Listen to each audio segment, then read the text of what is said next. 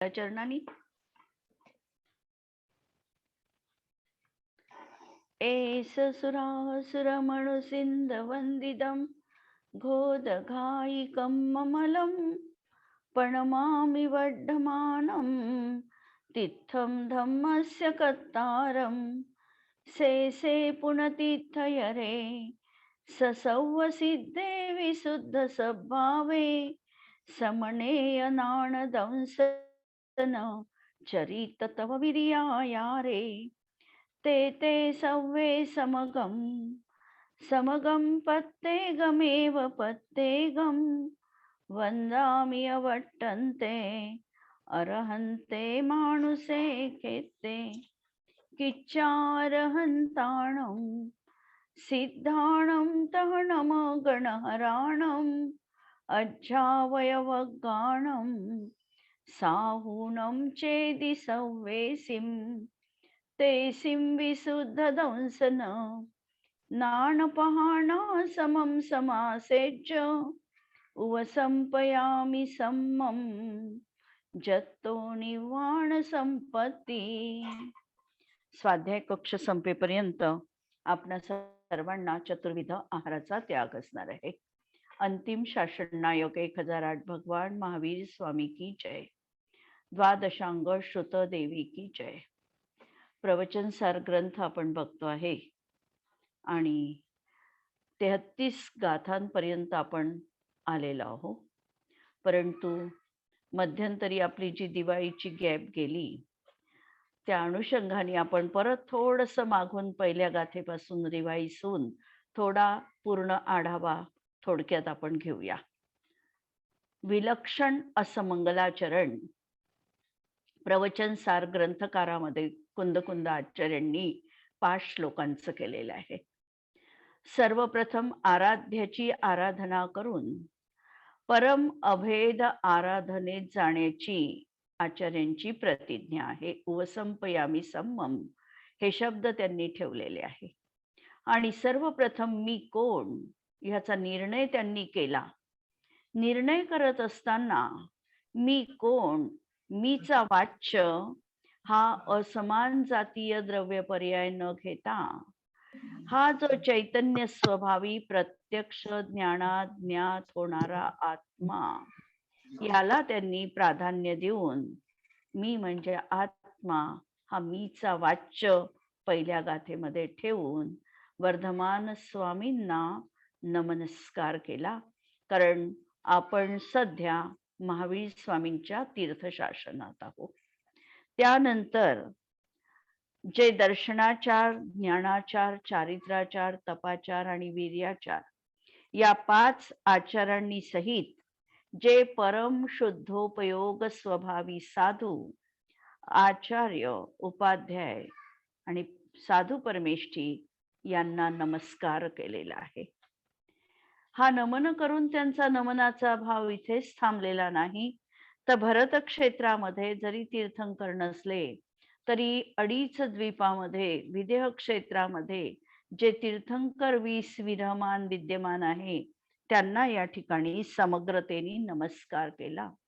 जरी हा परोक्ष नमस्कार असला तरी प्रत्यक्ष व जणू हे तीर्थंकर दिव्य देशना देत आहे अशा प्रकारे भावसृष्टीमध्ये त्यांनी हे नमन केलेलं आहे.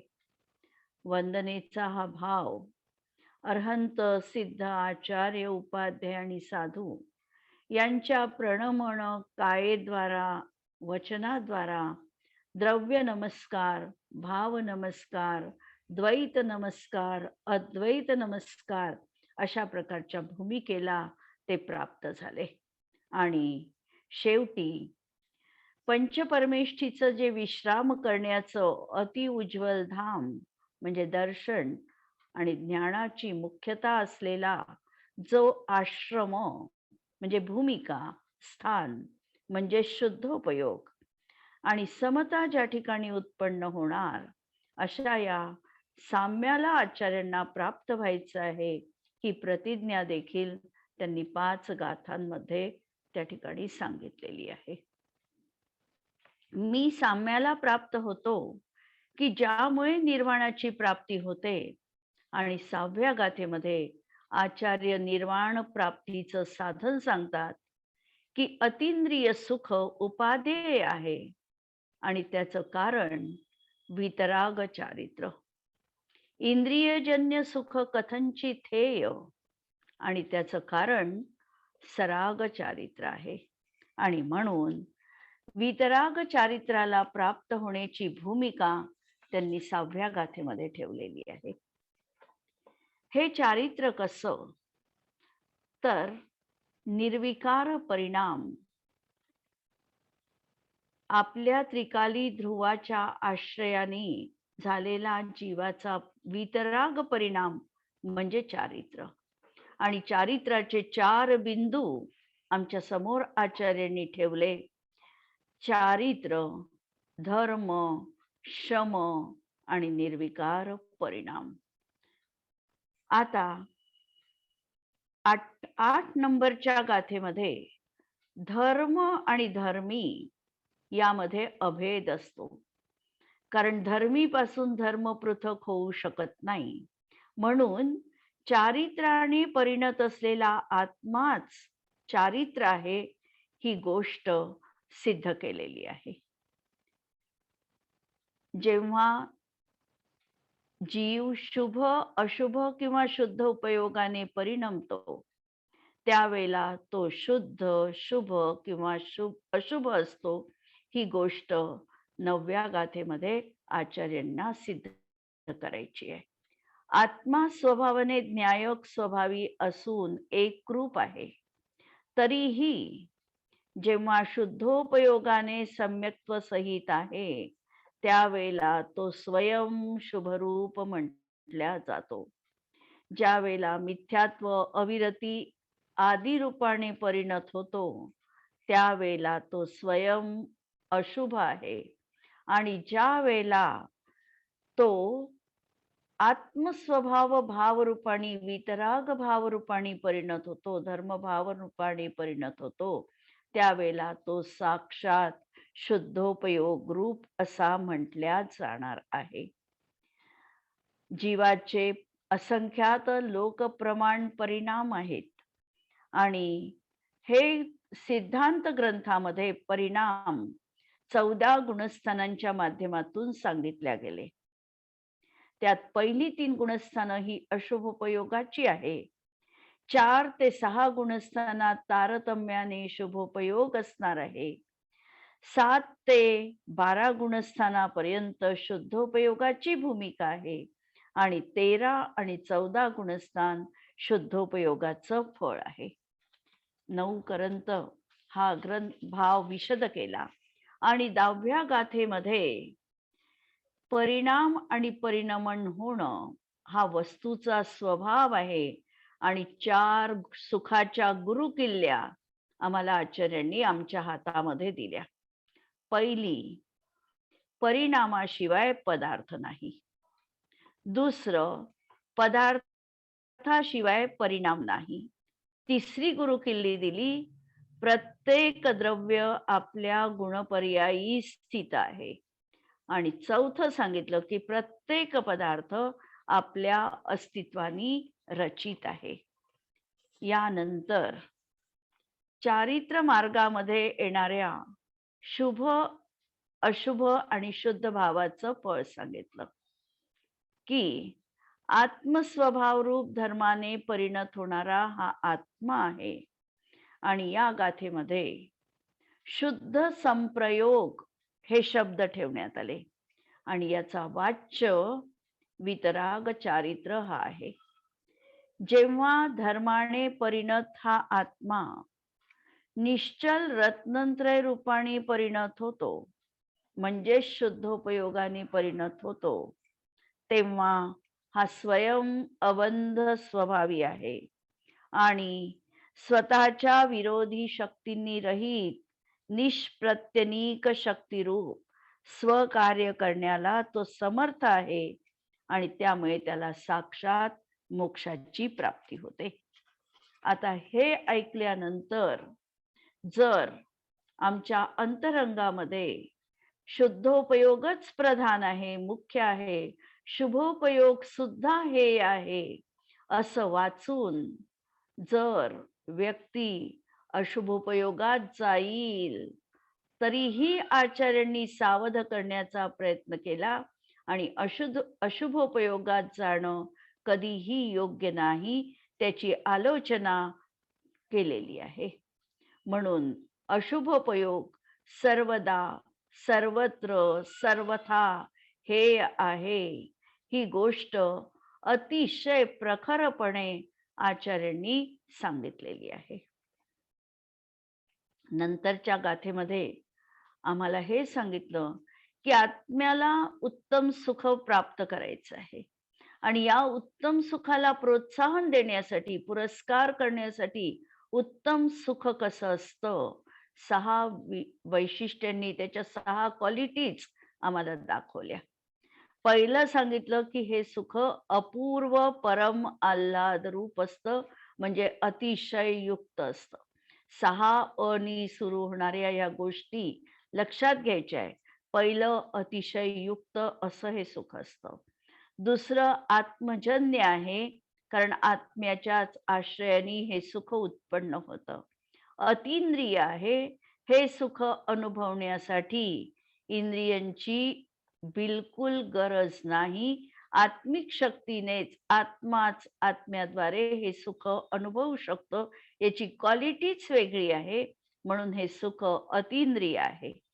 चौथी क्वालिटी सांगितली की अनुपम आहे, जगातल्या कुठल्याही पदार्थाशी या सुखाची तुलना करता येत नाही.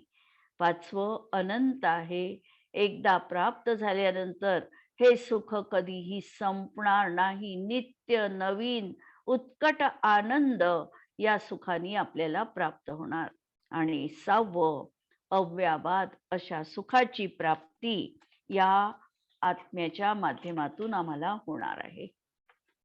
आणि हा जो लाभ आहे, हा शुद्धात्म लाभ पूर्णपणे स्वाधीन आहे, आत्माधीन आहे. यासाठी कुण्याही दुसऱ्या गोष्टींवर अवलंबून राहण्याची गरज नाही. अभेद षटकारक सांगून ही 16व्या गाथेमध्ये आम्हाला अशा तऱ्हेने पराकडची दृष्टी हटवून स्वमध्ये केंद्रित करण्याचा, पुरुषार्थ करण्याचा उपाय सांगितला. की काय सांगितलं की आत्माच आपल्या स्वभावाचा कर्ता आहे. त्याचा जो पर्याय होतो आहे तेच त्याचं कर्म आहे. आत्मा स्वतःनेच, स्वतःसाठीच, स्वतःपासूनच आणि स्वतःच्याच आश्रयाने कार्य करण्याला समर्थ आहे. म्हणून हा आत्मा स्वयंभू असा आहे. प्रत्येक आत्मा स्वयंभू आहे. हा स्वतःच्या ज्ञान पर्यायीला प्राप्त होऊन स्वतःसाठी, स्वतःपासूनच, स्वतःच्या आधारानेच परिणमतो. ही विलक्षण षटकारिकता सांभाळून आचार्यांनी परापासून आम्हाला हटण्याचा, त्या ठिकाणी पुरुषार्थ करण्याचा प्रयत्न केलेला आहे. नंतरच्या गाथेमध्ये म्हणजे 17 नंबरच्या गाथेमध्ये हा अनपायीपणा एकदा प्राप्त झाल्यानंतर आता कधीही त्याचा नाश होणार नाही. अनपायीपणा म्हणजे अविनाशीपणा कसा आहे, आणि तरी देखील हा आत्मा उत्पाद व्यय द्रव्य युक्त आहे. ही गोष्ट या ठिकाणी 17 नंबरच्या गाथेमध्ये सिद्ध केलेली आहे की उत्पादाशिवाय व्यय आणि व्ययाशिवाय उत्पाद आणि वस्तू मात्र उत्पाद व्यय द्रव्यरूप अशा विरोधाभासी अलंकाराने ही गाथा नटलेली आपल्याला दिसते. यानंतर हा जो व्यय आहे, यावरून सिद्धांमध्ये जर कोणी असं म्हटलं की उत्पाद व्यय द्रव्यपणा नाही, तरी देखील ते योग्य नाही. कारण द्रव्याचं लक्षण सत्पणा आहे. म्हणून सिद्धांमध्ये देखील उत्पाद व्यय द्रव्यपणा नित्य असणार आहे. परंतु त्यांचा जो अगुरु लघु गुण आहे, जो स्वाभाविक गुण आहे, षटस्थान हानी पतित वृद्धी रूप परिणाम त्या ठिकाणीही आहेच आणि उत्पाद व्यय ध्रुव्यता तिथे देखील सिद्ध होतेच. यानंतर जयसेन आचार्यांच्या गाथेमध्ये एक गाथा विशेषत्वानी आली आणि त्यांनी हे सांगितलं की जिनेंद्र भगवंतांच्या वचनावर जर पक्की श्रद्धा असेल तरच जीवाला मुक्ती प्राप्त करून घेता येते. अशा प्रकारची ही गाथा एक जयसेनाचार्यांच्या टीकेमध्ये आपल्याला पाहायला मिळते. यानंतर येणाऱ्या गाथेमध्ये शुद्धोपयोगाने स्वयंभू बनलेल्या या आत्म्याला इंद्रियाशिवाय ज्ञान आणि सुखाची प्राप्ती होते हे सांगून ज्ञान आणि सुखामध्ये इंद्रिय हे साधक नसून बाधकच आहे हे त्या ठिकाणी स्पष्ट केलं. केवली भगवंतांना कवलाहार नसतो. शरीर रचनेसाठी ते नोकर्म वर्गणेचे अर्हंत अवस्थेत ग्रहण करतात, पण त्यांच्यासाठी कवलाहाराची त्यांना गरज नाही हेही स्पष्ट केलं. नंतर परमात्मा इंद्रियांशिवाय ज्ञान आणि आनंदाचा अनुभव घेतो आणि अतिंद्रिय अशा प्रकारचं त्यांचं सगळं ज्ञान आहे, म्हणून त्यांना शारीरिक सुख दुःख देखील असत नाही. त्यांना असाता वेदनीय कर्माचा जरी कदाचित उदय संभवनीय आहे, कारण 13व्या गुणस्थानामध्ये साता कर्माचा उदय असू शकतो, तसा असाता कर्माचा देखील उदय असू शकतो. परंतु असाताचा उदय असला तरी देखील मोहनीयाचं पाठबळ त्याला नसल्यामुळे ते कर्मही त्यांच्या जीवनात तशा प्रकारचं फळ प्रदान करण्याला असमर्थ आहे ही गोष्ट सिद्ध केली. अतिंद्रिय ज्ञानामध्ये आता सर्व वस्तू प्रत्यक्ष आहे हे अन्वय रूपाने सांगितलं आणि नंतरच्या गाथेत व्यतिरेक रूपाने परोक्ष आता काहीही नाही त्यांच्या ज्ञानात ही गोष्ट सिद्ध केलं. केवलींचं ज्ञान हे अक्रम असून क्षायिक आहे. त्यांना सर्व काही प्रत्यक्ष आहे, परोक्ष काहीही नाही ही साकल्यानी 23व्या गाथेमध्ये ही गोष्ट सांगितलेली आहे. अनेक दार्शनिककार आत्मा ज्ञानापेक्षा जास्त आहे असं मानतात, किंवा काही जण ज्ञानापेक्षा आत्मा लहान आहे असं म्हणतात. दोहोंचंही निराकरण करून आत्मा आणि ज्ञान प्रमाण आहे, त्याच्यामध्ये कमी अधिकता नाही. ज्ञानाचे आणि आत्म्याचे प्रदेश क्षेत्र समान आहे ही गोष्ट सिद्ध केली आणि उभयापत्तीचा दोष निर्माण करून जर आम्ही तशा प्रकारचं मांडलं तर काय आपत्ती येईल हे देखील स्पष्ट केलेलं आहे. नंतर येणाऱ्या 26व्या गाथेमध्ये त्रिलोकातील आणि त्रिकालातील सर्व पदार्थांना ज्ञान जाणतं, म्हणून ज्ञान सर्वगत आहे आणि ज्ञान सर्वगत आहे म्हणून आत्माही सर्वगत आहे आणि सर्वगत ज्ञानाचे विषय सर्व पदार्थ आहे आणि जे ज्ञानाने जाणल्या जातात ते ज्ञानाशी अभिन्न आहे, म्हणून भगवंतांच्या ज्ञानांचे विषय अनंत आहे ही गोष्ट सिद्ध केलेली आहे. आणि नैमित्तिक रूपाने जे 3 तऱ्हेचे आपण 2 तऱ्हेचे ज्ञेयाकार 4 गोष्टी या गाथे अनुषंगाने बघितल्या होत्या. एक ज्ञान, एक ज्ञानाचा ज्ञेयाकार, तिसरं वस्तूचा ज्ञेयाकार आणि ज्ञेय. 4 गोष्टी या गाथेच्या अनुषंगाने बघितलेल्या होत्या. सर्वप्रथम ज्ञेय, नंतर ज्ञेयाचा असणारा आकार म्हणजे त्याला म्हणायचं ज्ञेयाचा ज्ञेयाकार, त्याचं निमित्ताने ज्ञानाचा ज्ञेयाकार आणि चौथं ज्ञान गुण. ही गोष्ट आपण या गाथेमध्ये स्पष्टपणे बघितलेली होती. त्यानंतर आत्मा आणि ज्ञान यामध्ये कथंचित एकत्व आहे आणि कथंचित अन्यत्व आहे. कारण आत्म्यामध्ये केवळ एक ज्ञान गुणच नाही, तर ज्ञान गुणासोबत बाकीही गुण आहे हे बघून आत्मा जरी ज्ञानमुखाने ज्ञायक म्हटल्या गेला, ज्ञान स्वभावी म्हटल्या गेला, तरी आत्म्यामध्ये दर्शनही आहे, सुखही आहे, अनंत गुणांचं निधान आत्मा आहे. यालाही आपण त्या ठिकाणी न्याय दिलेला आहे. अभेद दृष्टीने सर्व परिणमन ज्ञान रूपाने घटित होते. भेददृष्टीने सर्व गुणांचं परिणमन वेगवेगळं असतं. आत्मा व्यापक आहे आणि ज्ञान व्याप्य आहे आणि म्हणून ज्ञान आणि आत्मा यामध्ये कथंचित एकत्व आहे आणि कथंचित अन्यत्व देखील आहे. ज्ञानी ज्ञानकलेने ज्ञेयांना जाणतो, पण ज्ञानी ज्ञेयात प्रविष्ट नाही आणि ज्ञेय ज्ञानात प्रविष्ट नाही, म्हणून ते परस्पर भिन्न आहे. ही गोष्ट पण आपण 28 नंबरच्या गाथेमध्ये बघितलेली आहे. आणि चक्षु रूपी द्रव्यांना आपल्या प्रदेशांनी स्पर्श करत नाही, म्हणून तो द्रव्यात अप्रविष्ट आहे. पण ज्ञेयाकारांना जाणतो, म्हणून व्यवहाराने प्रविष्ट पण आहे, असं जसं म्हटल्या जातं. म्हणजे नयविवक्षेनी प्रविष्ट कसा आणि अप्रविष्ट कसा, ही गोष्ट देखील नयविवक्षेनी सांगितल्या गेलेली आहे.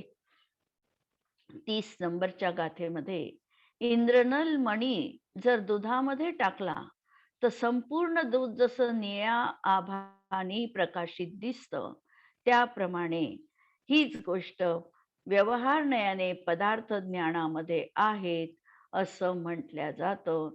जसं दूध निळं आहे असं म्हटल्या जातं, त्याप्रमाणे पदार्थ देखील ज्ञानात आहेत असं म्हटल्या जातं. हे उपचरित कथन आहे आणि उपचरित कथन करण्याचं कारण असं की आत्म्याची केवल ज्ञान पर्याय अशा प्रकारची पर्याय आहे की त्यांच्या त्या पर्यायीमध्ये संपूर्ण पदार्थ युगपत प्रतिभासित झालेले आहे. दर्पणामध्ये जसे अनेक पदार्थ प्रतिभासित एक युगपत होतात, त्याप्रमाणे आत्म्याच्या ज्ञान शक्तीने स्वच्छत्व शक्तीमुळे या पदार्थाचं अनंत पदार्थांचं प्रतिबिंब त्यांच्या ज्ञानाच्या त्या विशिष्ट पर्यायीत आहे आणि म्हणून पदार्थ ज्ञानात स्थित आहे. अशा प्रकारचं व्यवहार नयाचं कथन आम्हाला पाहायला मिळतं.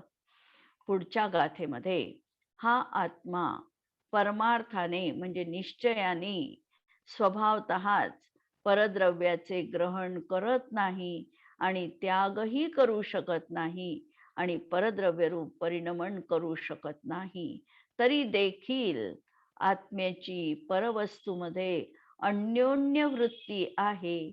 या गोष्टीला देखील आचार्यांनी सिद्ध केलेलं असणार आहे. आणि 33वी गाथा जी आपण बघतो आहे, त्या गाथेमध्ये परत एकदा निरावरण सकल व्यक्तरूप केवल ज्ञानाने आत्म्याचे ज्ञान होते आणि सावरण एकदेश व्यक्त रूपाने केवल ज्ञानाच्या उत्पत्ती बीज रूप असलेल्या स्वसंवेदन ज्ञान रूप भावश्रुत ज्ञानाने आत्मज्ञान होते, याला सिद्ध केलेलं आहे. किंवा दुसऱ्या प्रकारे उत्थानिका जयसेनाचार्यांनी लिहिताना केवल ज्ञान ज्याप्रमाणे प्रमाण आहे, त्याप्रमाणे केवल ज्ञानाने जाणलेल्या पदार्थांना प्रकाशित करणारं श्रुतज्ञान हेही परोक्ष प्रमाण आहे. हे मनात योजून या गाथेचा अवतार 33 नंबरच्या गाथेचा अवतार झालेला होता आणि या गाथेमध्ये सांगितलेलं आहे की केवल ज्ञान आणि श्रुतज्ञान यांच्यामध्ये विषय भेदाच्या अपेक्षेने काहीही फरक नाही. दोघंही समान आहे. केवल ज्ञानाने आत्म्याला जाणलेलं आहे, तसं श्रुतज्ञानाने देखील आत्म्याला जाणलेलं आहे. आचार्यांनी शब्द ठेवलेले होते पहा, निर्विकार. निर्विकार याचा अर्थ ज्याच्यामध्ये कुठल्याही प्रकारचा विकार नाही, म्हणजे शुभ अशुभपणा नाही, तर शुद्ध उपयोग आहे त्या ठिकाणी. अशा स्वसंवित्ती रूप स्वतःला स्वतःच्या जाणण्याच्या ज्ञानकलेनी भावश्रुत ज्ञानानी जे आम्ही आगम वाचतो, हे द्रव्यश्रुत आहे आणि या द्रव्यश्रुताचं अवलंबन घेऊन आमच्या ज्ञानाची जी ज्ञान पर्याय होते, त्याला भावश्रुत ज्ञान असं म्हणतात. जेव्हा आम्ही आत्म्याला जाणतो, द्रव्यश्रुताचं जरूर माध्यम असणार आहे, परंतु आम्हाला आत्म्याला जाणायचंय, ते आमच्या ज्ञान पर्यायीनी जाणायचं आहे, म्हणजे भावश्रुत ज्ञानाने जाणायचं आहे. म्हणून भावश्रुत ज्ञानाने जो आत्म्याला विशेष रूपाने जाणतो. कसा जाणतो विशेष रूपाने? विषय सुख आनंदापेक्षा वेगळेपणाने जाणतो. विषय सुखातला आनंद हा वेगळ्या दर्जेचा आणि आत्म्याला जाणण्याचा आनंद हा वेगळ्या दर्जाचा. विषय सुखाचा आनंद हा कर्मजनित आहे, नष्ट होणारा आहे, बाधा सहित आहे, दुःखात परिणत होणार आहे. पण आत्मजन्य आनंद जो आहे किंवा शुद्धात्म भावनेनी उत्पन्न होणारा जो निर्विकल्प आनंद आहे, हा अनुपम आहे, उत्कृष्ट आहे आणि बाधा रहित आहे. आणि त्यांनी श्रुतज्ञानाने आत्म्याला जाणलं. कुणाला जाणलं? तर न्यायक रूप केवल ज्ञान रूप आत्म्याला जाणलं. म्हणून केवल ज्ञानानेही केवळ आत्म्याला जाणलं आणि श्रुतज्ञानाने देखील केवळ आत्म्याला जाणलं. म्हणजे केवळ आत्म्याला जाणलेलं आहे या अपेक्षेनी त्या ठिकाणी पूर्ण विषय भेद काढून टाकल्या गेलेला आहे. जाणण्याचा भाव कोणता? कशाला जाणलं? तर फक्त आत्म्याला जाणलं. कुणी जाणलं? तर एका ठिकाणी केवल ज्ञानाने जाणलं म्हटलं आणि दुसऱ्या ठिकाणी श्रुतज्ञानाने जाणलं म्हटलं. पण दोहोंचाही विषय एकच आहे, आत्मा. आणि म्हणून या ठिकाणी विषय भेद नष्ट करून केवल ज्ञानी आणि श्रुतज्ञानी याच्यामधला फरक देखील संपुष्टात आणला. दोनही एकच आहे हे या ठिकाणी या गाथेत सिद्ध केलं. म्हणून समस्त विभावरहित स्वभावाने त्यांना योगींद्र महायोगींद्र देवांनी श्रुतकेवली असे म्हटलेले आहे. ही गाथा स्पष्ट करण्यासाठी आचार्यांनी उदाहरण दिलेलं आहे आम्हाला, की एक व्यक्ती आहे आणि त्याला सूर्याच्या प्रकाशामध्ये दिवसा तो देवदत्ताला बघतो. देवदत्त अर्थात देवदत्त नावाच्या एका मनुष्याला बघतो. कधी पाहतो? तर दिवसा पाहतो, सूर्यप्रकाशात पाहतो. आणि त्याच देवदत्ताला रात्री कुणी दिव्याच्या प्रकाशात बघतो. बघितलं आहे दोघांनीही देवदत्ताला. प्रकाश कोणता आहे ही उपाधी जगवून केली. एकाने सूर्याच्या प्रकाशात बघितलं म्हणून त्याला प्रत्यक्ष ज्ञान त्या ठिकाणी झालेलं आहे आणि दुसऱ्याने मात्र दिव्याच्या प्रकाशात बघितलं. एकाने दिवसा बघितलं, एकाने रात्री बघितलं. आता दिवस रात्र हा भेद गौण केला आणि सूर्याचा प्रकाश आणि दिव्याचा प्रकाश हाही भेद गौण केला. तर दोनही प्रकारे जाणत असताना देवदत्ताला जाणलं याला प्रधानता देऊन जसं कथन करता येतं की कोणतंही ज्ञान असेल, प्रत्यक्ष पाहणारा असेल तरीही त्यांनी आत्म्याला जाणलेलं आहे आणि श्रुतज्ञान असेल तरीही त्यांनी आत्म्याला जाणलेलं आहे. हा सगळा भेद निराकरण करून त्या ठिकाणी एक आत्मतत्वाला प्रधानता देऊन श्रुत केवली आणि केवल ज्ञानी समान दर्जाचे ठेवण्याचा क्रांतिकारक विचार या गाथेमध्ये आचार्यांनी आम्हाला दिलेला आहे. आणि यावरून आम्हाला कधी कधी हा प्रश्न येतो की आज आत्मा आम्ही प्रत्यक्ष जाणू शकत नाही, कारण आमच्या जवळ आज केवल ज्ञान उपलब्ध नाही.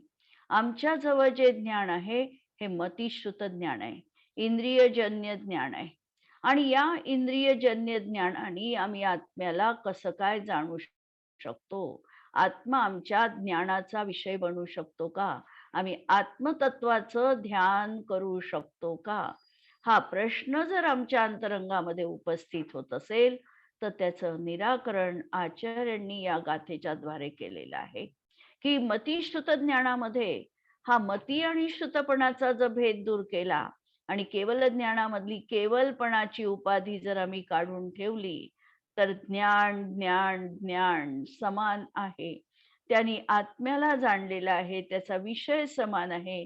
म्हणून आम्ही देखील मतिश्रुत ज्ञानाच्या माध्यमातून आत्मतत्वाचं ध्यान करू शकतो, आत्म्याला स्वसंवेदन प्रत्यक्षाने जाणू शकतो. आमचं जाणणं भलाई परोक्ष असेल, इंद्रियावर अवलंबून सुरुवातीला, कारण इंद्रियांनी आत्म्याचं ज्ञान होऊ शकत नाही.